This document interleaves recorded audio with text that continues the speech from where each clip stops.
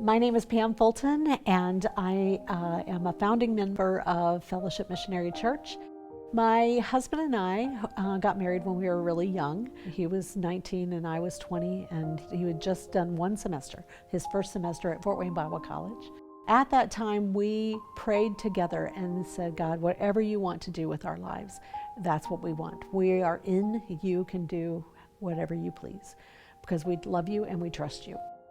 But we felt like God had called us into ministry, so we were looking for a place to plug in, either overseas in missions or as a pastor of a church.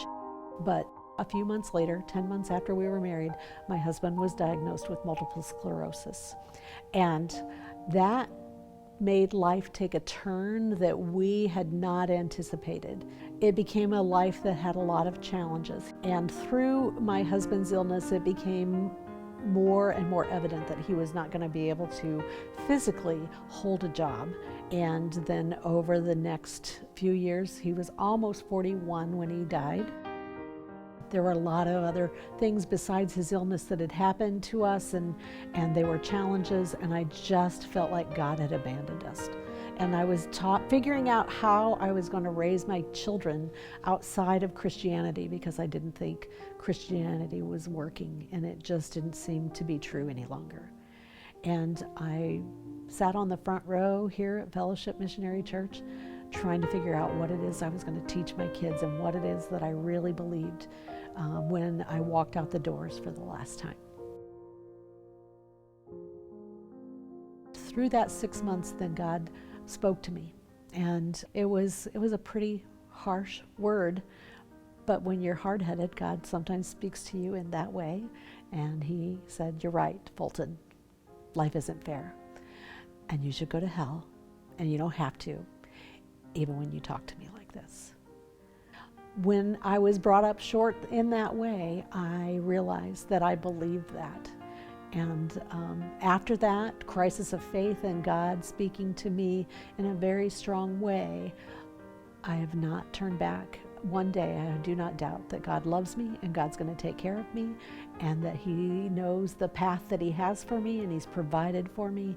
And it's not an easy path, but it's a path that's, I've counted the cost, and it's worth it.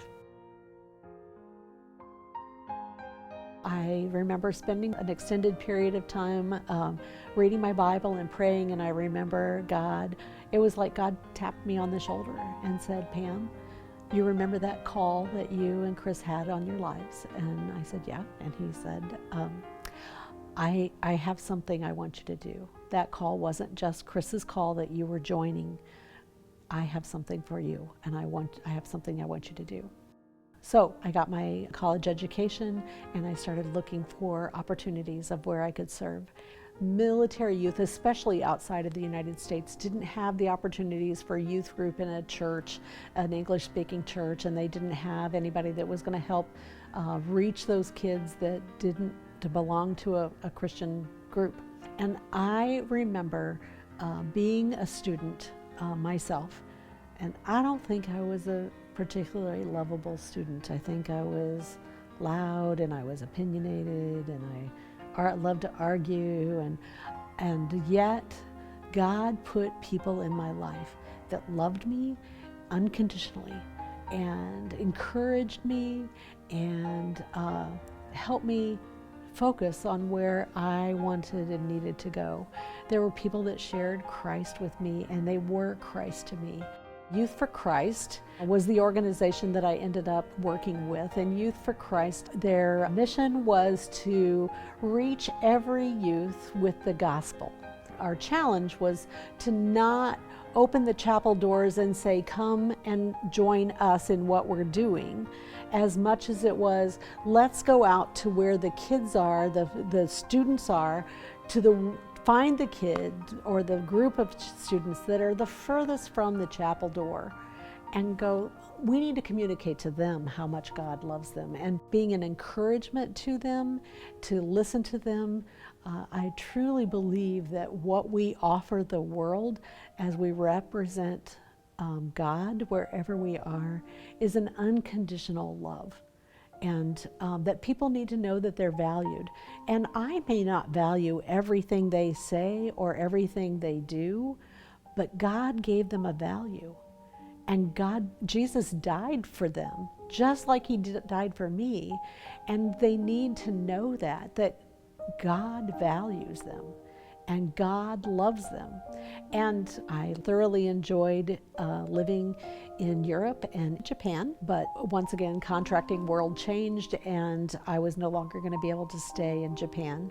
So I was praying about that, and an opportunity came up to serve and pastorally take care of single female missionaries that are with YFC around the world.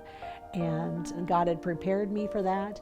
So now I'm moving near my grandchildren in California. One of the things that is forefront in my mind right now as I transition, I lost a huge chunk of my income when I left the military because I no longer get contract money. And so I have like a $3,000 a month deficit in my income. And yet I know for sure that where I am moving is God's next step for me. And so with confidence, I'm not worried about it. I'm not afraid of what's going to happen, but I am confident that God's not going to send me anywhere that he's not going to provide for me. You don't have to have any strength of your own to do anything. You just have to be obedient, and he's going to provide the strength and whatever it is that you need to take the next step.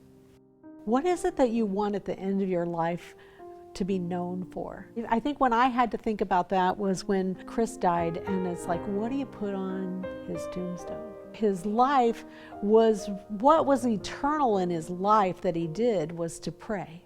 And so his tombstone says, in loving memory of Chris Fulton, and he prayed. I want my epitaph to say, she obeyed. She obeyed God, whatever he told her to do. And it's not an easy path, but it's a path I've counted the cost, and it's worth it.